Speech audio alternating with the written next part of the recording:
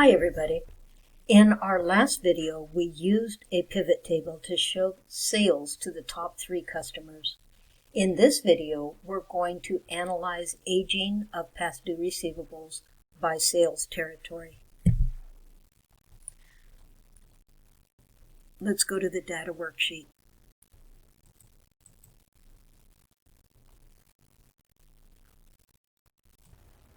And highlight A2 through N38.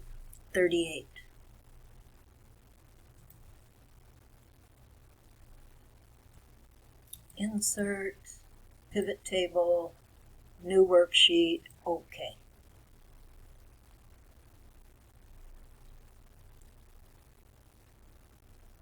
Now this pivot table needs to show accounts receivable aging by sales territory.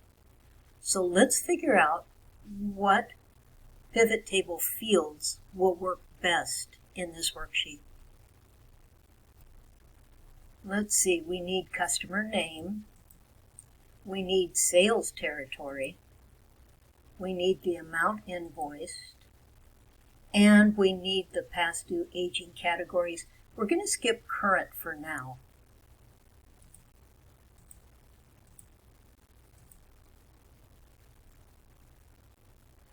So this gives us a worksheet that is somewhat useful. We can make this a lot easier to read and a whole bunch more useful. We really don't need to show the categories by customer. So let's leave the customer name move it into the filters area. Now we have a schedule that is a lot easier to use. We still have the receivables listed from all of the customers, but we've limited the space in our actual worksheet itself to just the territories. And we're trying to get accounts receivable by territory, so this makes sense. Let's take a look at the filters up here. It says that all of the customers are included. We could have just 1 or 2 customers shown. Let's see what LMN customer looks like. For LMN customer, by territory, there is 3,317,110 of amount invoiced, and only 306,984 is over 0 to 30 days old, which means the rest of it must be current. So let's work with this schedule with all of the customers listed for now. And speaking of current, I think that we really need to have the current category in here as well. So let's go ahead and move some of the amount invoiced to the end and add current to the front. I'll show you an easy way to do that. Let's click on some of the amount invoiced and move to end. And then let's add current and move current to the beginning.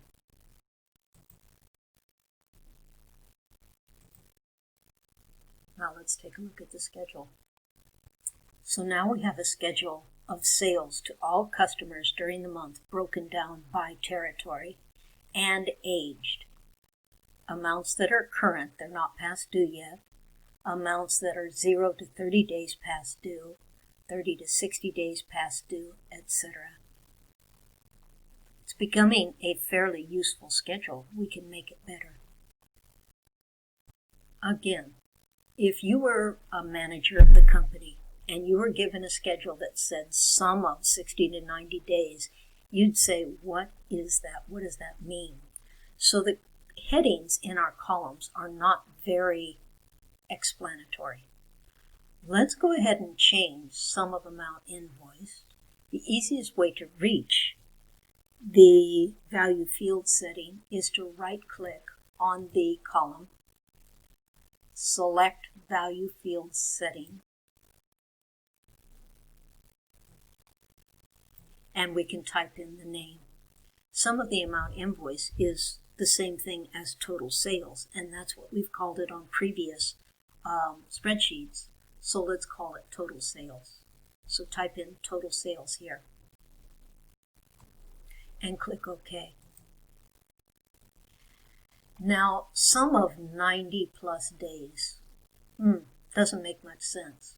What this truly is are receivables that are greater than 90 days past due.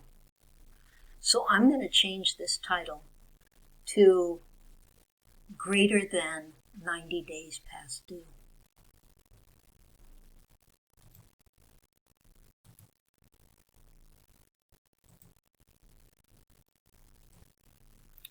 So why don't you go ahead and change the columns headings for E, D, and C. This one should say 60 to 90 days past due, 30 to 60 days past due, 0 to 30 days past due. You will have trouble making a change in the words here. So don't do current yet. You just go ahead and do E, D, and C. We'll do B together. Start the video again when you have changed these three headings. Did you remember to capitalize the word days in each of these buckets? Okay, let's do sum of current and change that title of that column together. What it would be nice is just to have it say current. So let's try.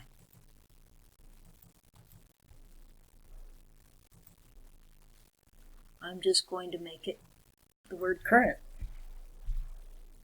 And I'm going to say OK. And it's going to give me an argument, but let's try. It says that the pivot table field name already exists. You will get this somewhat frequently as you're trying to change titles of columns in, for instance, your homework.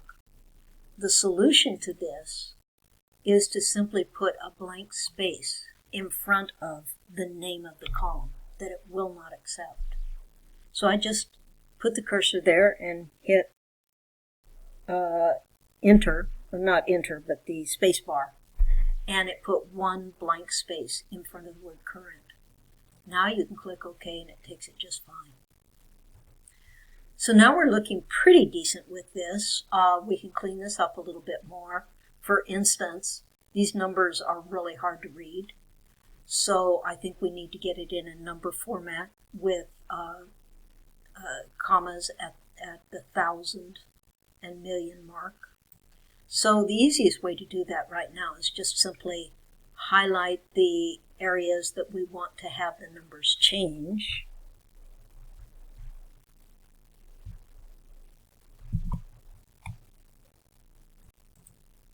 Right-click,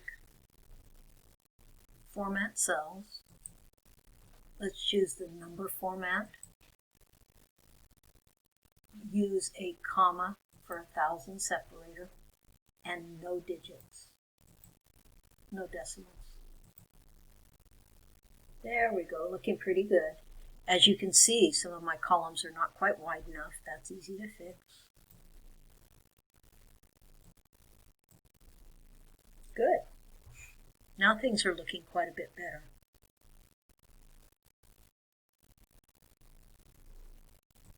Let's be consistent and change the font to Arial 12.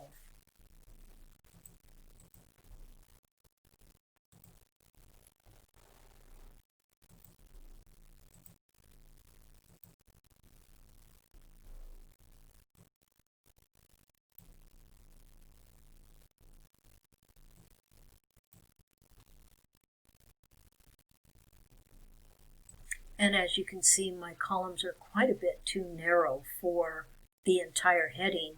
But on the other hand, if I made them wide enough, They would be way too wide. So what I'd like to do is to wrap this text. So I'm going to set the columns for C, D, E, and F, and G for something that I can kind of live with. I'm thinking about maybe that big. I'm just guessing.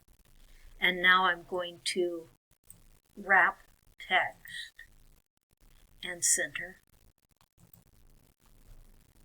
And center this one as well. And might as well center current while we're at it. There, that's looking pretty nice. Columns are a reasonable width, and yet you have the entire column heading showing. I have had students that will give it to me 0 to 30 DA, and then in the next line it'll start YS. If I see that, I just go through the roof. That's just totally unacceptable. Make sure that when you wrap your text, all of the words, all the letters of the words show, so you have full words showing. And then it makes sense for the next line to have full words showing as well. So this is a pretty nice schedule, and it might be okay as is.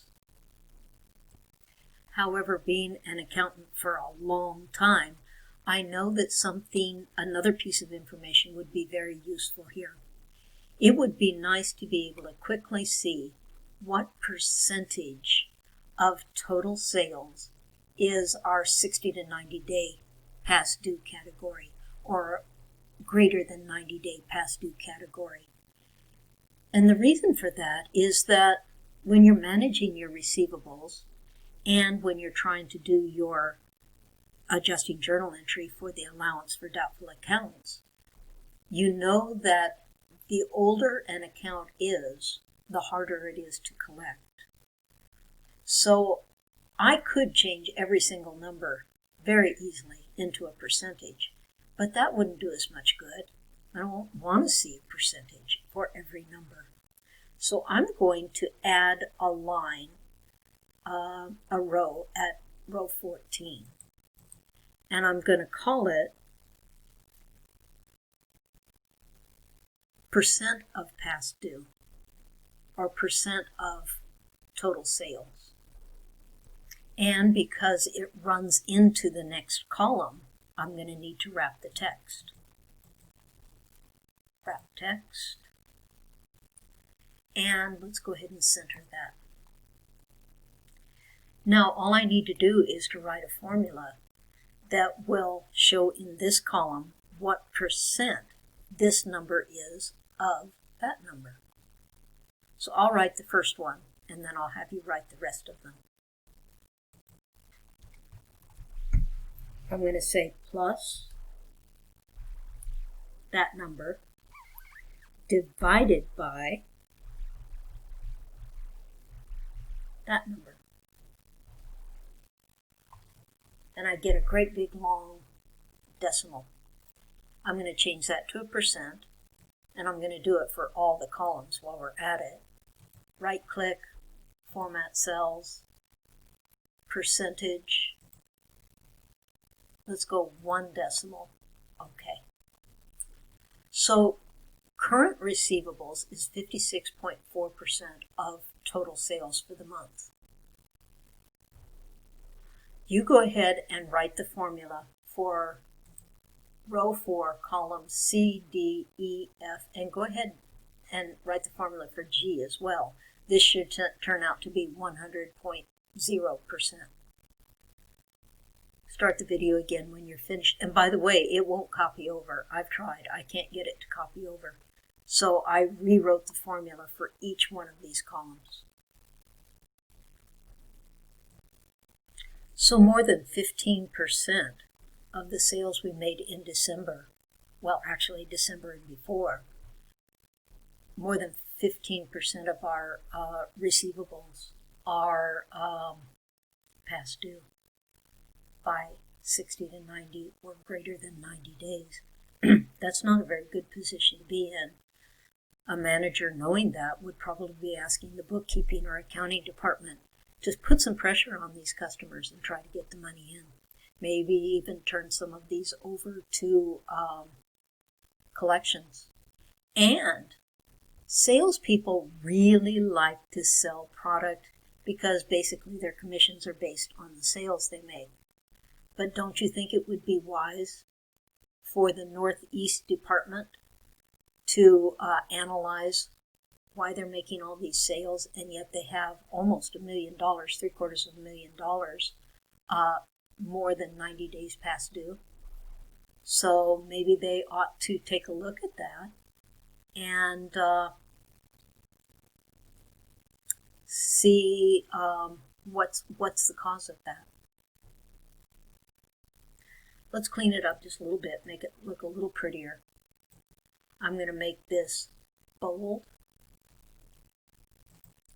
and I'm going to make the background the same color as this. There we go. That looks pretty nice. The last thing we need to do with this schedule then is to change the worksheet tab name to Aging of Receivables and move it to the right of top 3 customers. I've changed the title of the tab. Now I'm going to try to grab a hold of it here and move it, just drag it to the right of the top 3 customers. So it keeps it always in the order data, sales by customers, top 3 customers, then the newest one, aging of receivables. The next one we create will go to the right of aging of receivables. Well, that's all for this video. In our next video, we're going to create a pivot table to show past due customers and territories in an expanded way. See you next time.